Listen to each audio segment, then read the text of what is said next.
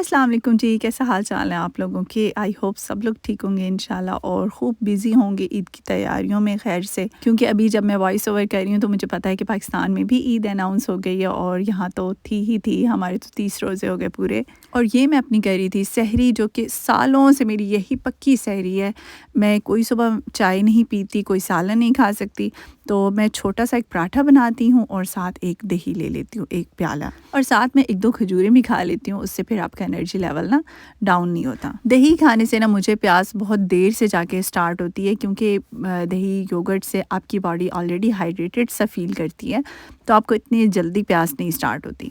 आज आना है ईमान की फ्रेंड्स ने और उनकी मदर्स ने, तो मैंने अपने लिए ये एक नॉर्मल सा कंफर्टेबल सा ड्रेस निकाल लिया था। ये मैं खाड़ी से लेके आई थी 2 पीस, और इसके ऊपर मैंने वाइट दुपट्टे का इस्तेमाल किया था।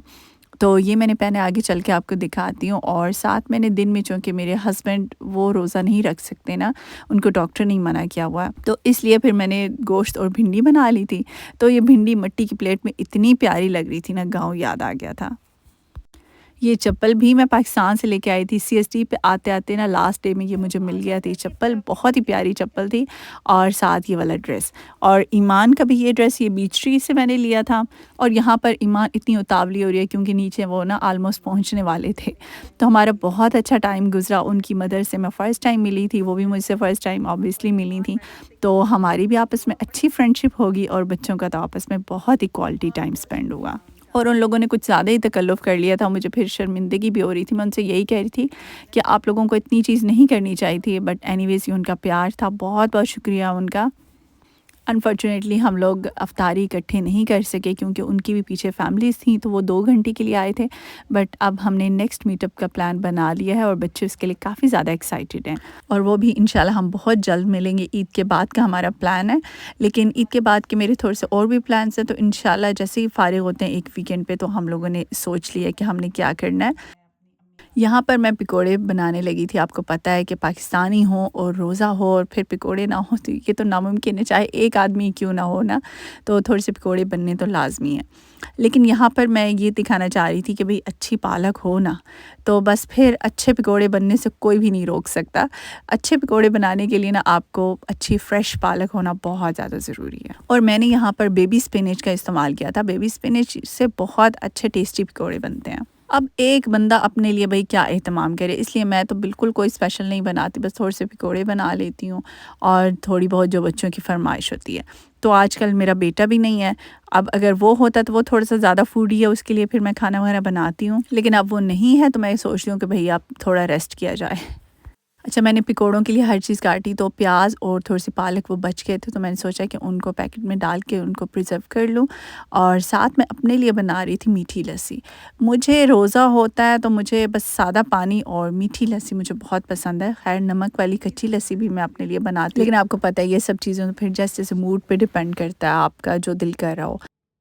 अच्छा, मैं ना आप लोगों से एक बात भी करना चाह रही थी। मेरे कुछ बहुत प्यारे-प्यारे व्यूअर्स हैं, उन्होंने मुझसे 1-2 क्वेश्चंस किए हैं, तो मैंने सोचा कि मैं ना व्लॉग के अंदर ही उनका रिप्लाई कर देती हूँ। जब से मैंने यूट्यूब स्टार्ट किया है ना, मुझे बहुत प्यारे-प्यारे व्यूअर्स मिले हैं, जिन्होंने इतने खूबसूरत कमेंट करते हैं ना, मुझे यकीन माने, मैं जब पहले सुनती थी कि आपको हेटर्स भी मिलते हैं, बहुत नेगेटिव कमेंट्स भी आते हैं, बट अल्हम्दुलिल्लाह मेरे साथ ऐसा नहीं हुआ। मेरी वाईटी फैमिली बहुत ही प्यारी है, बहुत ही खूबसूरत है और बहुत अच्छी सोच रखने वाली है, और हमेशा जब भी मुझे कोई कमेंट्स आते हैं ना, तो वो मेरे से रिलेटेड होते हैं, और वो जब मुझसे इतना कंसर्न रखते हैं, शो करते हैं, तो मुझे बहुत ज़्यादा अच्छा लगता है, क्योंकि इस दौर में किसी के पास इतना टाइम नहीं है कि वो किसी के लिए ज़रा सा भी सोचे, और जब आपके लिए कोई थोड़ा सा भी सोचता है और वो स्पेशली कमेंट टाइप करता है, तो ज़ाहिर सी बात है कि उसका टाइम लगता है, और वो इतना आपके लिए एक दिल में जज्बात रखता है। कुछ लोगों ने मुझसे ये क्वेश्चन किया है कि मैं ईद के इतने करीब वापस क्यों जा रही हूँ, मैं अपने पेरेंट्स के साथ ईद क्यों नहीं कर रही। देखिए, हम जितने भी लोग परदेश में रहते हैं ना, उन सबको अच्छी तरह से पता है कि परदेश की कोई ईद नहीं होती। ईद अपने मुल्क में होती है, अपने बहुत सारे रिश्तों के साथ होती है। मेरी जो ईद होती है, मेरी वही थी जो मैं अपने पेरेंट्स से जाके मिली, और उनके साथ 3 वीक्स मैंने गुजारे भी हैं। तो बस मेरी ये ईद थी, मैंने इसी को ही अपने दिल में समझ लिया कि मैं ईद गुजार के जा रही हूँ। बाकी तो सब फॉर्मेलिटीज़ हैं, यहाँ पर कौन सी ईद है अब जो हमारी गुजरेगी वो हमें भी पता है, और बहुत सारे परदेसी ज़ाहिर है वो समझ सकते हैं कि यहाँ पर कैसी ईद होती है। अच्छा, मैं ना ये दिखाना चाह रही थी कि इस तरह से जो मैंने बना हुआ सालन था उसके इस तरह से फ्लैट पैकेट्स बनाए थे और मैं इस तरह से लेकर आई थी। अच्छा, पाकिस्तान की मूली भी मैं लेकर आई थी, मतलब मूलियाँ 2 मूलियाँ थी, बहुत ही मुझे मज़ा आता है। मूली वैसे मेरी बहुत फेवरेट है, मुझे तो इसी तरह की छोटी-छोटी चीज़ें बहुत ज़्यादा पसंद है। और ये आ गया भाई हमारा सबसे महंगा पाकिस्तानी शाही जो है ना चलगोज़ा, और जो कि ये बन्नू का चलगोज़ा था, बहुत ही वैसे अच्छा चलगोज़ा था। सम टाइम आप पैसे भी उतनी ही ज़ाहिर पे करते हैं, बट चलगोज़ा उस तरह से अच्छा नहीं निकलता, बट ये बहुत ही अच्छा था। और फिर अगर आप इसे एयर टाइट कंटेनर में सेव करके रखते हैं ना तो काफ़ी ज़्यादा अच्छा रहता है। अभी मैं आप लोगों से शेयर करने लगी हूँ ईमान के ड्रेसेस। अपने ड्रेसेस इंशाल्लाह आपसे ईद के बाद ही शेयर करूँगी, क्योंकि उसका क्लिप तो है बट ये वीडियो लंबी हो जाती। तो ये था ईमान का एक फ़्रॉक मैंने लिया था जो जे डॉट से आया था।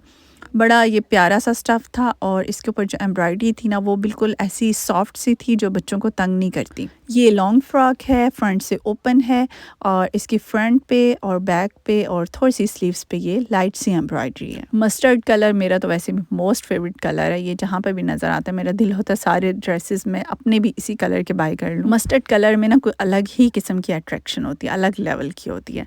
अच्छा, जो नेक्स्ट फ्रॉक है ये लिया था हमने लाइमलाइट से, और ये भी लॉन्ग फ्रॉक है, मतलब अम्ब्रेला फ्रॉक टाइप, और ये तो बिल्कुल ही लाइट साइज़ के ऊपर तो हल्की सी बस डोरियाँ वगैरह लगी हुई हैं। ये वाला फ़्रॉक मुझे अब मुझे भूल गया ये किस ब्रांड का, बहरहाल मैं मिक्सअप कर दूँगी बाद में, अगर किसी ने पूछा तो बता दूँगी। और ये मुझे इसका कॉम्बिनेशन बड़ा अच्छा सा लगा था। इसके नीचे गोल्डन कलर का ट्राउज़र है और साथ गोल्डन नेट का दुपट्टा है। अच्छा, इसके ऊपर जो कलर्स वगैरह थे ना ये देखें काफ़ी ज़्यादा फ्रेश सा ऐसे शॉकिंग कलर, और ये ना बहुत प्यारा लग रहा था। तो पठानियों टाइप स्टाइल इसका लग रहा था, थोड़ा-सा सिंधी भी जैसे टच दे रहा था दूर से, और ये नॉर्मल फ़्रॉक था। ये जो नेक्स्ट ड्रेस है ये मुझे अब ये होप स्कॉच वालों का आई थिंक उन्हीं का ही है। अच्छा, ये हमने लिया था, और वैसे भाई कपड़े बच्चों के काफ़ी ज़्यादा महंगे हैं सच में ना, मतलब काफ़ी ज़्यादा महंगे हैं। अच्छा, ये थोड़ा-सा अमरखा टाइप उन्होंने बस स्टाइल बना हुआ था पेटी से। अच्छा, ये शॉर्ट फ्रॉक में था, और साथ जो इसका बॉटम था ना वो थोड़ा-सा ज़्यादा खुला स्टाइल था, और ऊपर नेट का दुपट्टा है। अच्छा भाई, यहाँ पर ये जो कुछ चीज़ें हैं ना ये वो चीज़ें हैं जो मैं सऊदी अरब से लेके आई हूँ, और मैंने सऊदी से टोटल यही शॉपिंग की है, मतलब और कुछ भी नहीं बाय किया। तो इसीलिए मैंने कहा था मैं दिखा दूँगी आप लोगों को। ये ज़मज़म के लिए गिलास में लेके आई थी, इस तरह के कुछ डेकोरेशन पीसेस लेके आई थी, ये मस्जिद नबी, और ये जिस तरह के वहाँ पर ना नॉर्मली होते हैं 1-2 ईमान मक्का टावर्स के वो पीसेस लेके आई है। अच्छा, ये जो ट्रेज़ है ना ये मुझे बड़ी प्यारी लगी थी। वहाँ पे टोटल गोल्डन कलर ही होता है, और तो किसी कलर में वहाँ पे मिलता नहीं है। और ये था छोटा-सा खजूर का स्टैंड जो कि मेरा मोस्ट फेवरेट था, और मुझे लग रहा था कि ये स्वीडन तक पहुँच नहीं सकेगा, इसका ये जो चाँद और तारा है ना ये टूट जाएगा, मुझे सब ने यही कहा। लेकिन मैंने कहा कि नहीं, मैं ट्राई करूँगी, क्या पता पहुँच ही जाए।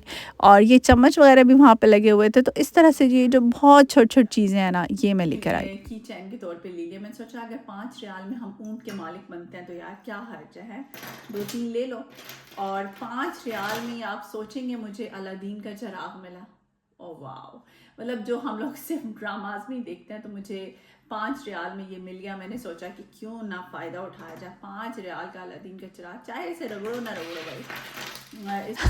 मैंने सोचा कि आप लोगों को अपनी लाइव कमेंट्री भी सुना दूं, लेकिन बाकी अब मैं आप लोगों से खुद शेयर कर देती हूँ। अच्छा, ये जो तस्बीह है ये मुझे इसलिए मेरे लिए ज़्यादा स्पेशल है क्योंकि ऐसे ही बिल्कुल मेरी भाभी और मेरी मदर ने भी ली, तो हम लोगों ने एज अ मेमोरी अपने लिए ये एक सेम बाय की थी। कमिंग व्लॉग में इंशाल्लाह आप लोगों से शेयर करूँगी कि हमने ईद पे क्या कुछ किया, हमारी क्या रूटीन थी। आप लोगों के लिए भी दुआ है कि अल्लाह करे आप सब लोगों की ईद बहुत अच्छी गुजरे, और आप लोगों ने गज़ा के बहन भाइयों को बिल्कुल नहीं भूलना, दुआ में याद रखना है। ओके जी, अल्लाह हाफ़िज़, बाय बाय।